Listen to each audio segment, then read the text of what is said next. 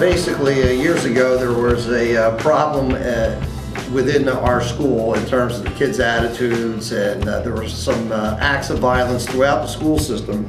There was a call to action. They actually started a citizens task force, so to speak, on violence in the schools. And we felt that developing a program where kids were involved in their school and had a stake in the society would help them in terms of their attitudes, as opposed to just strict discipline and precautionary measures along those lines.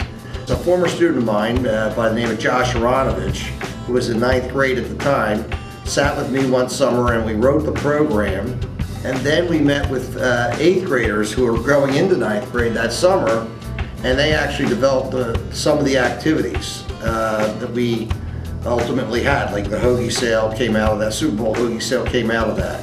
So the idea was to just get kids working on things and making them work hard, and then develop that, and at the same time, you know, develop something where you can give the funds to some local charity, and most of the time our funds go to someone locally because it seems it rallies the community, and that's basically how we started. Well, I started here at Orchard Valley 11 years ago, and over the time that I've been here, Ron has done the hoagie sale off and on.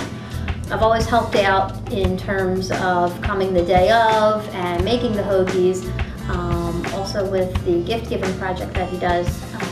Prior to being one of the advisors, I always just donated my time and kind of came out and wanted to be a part of it, because I believe in the value of community service as far as middle schoolers.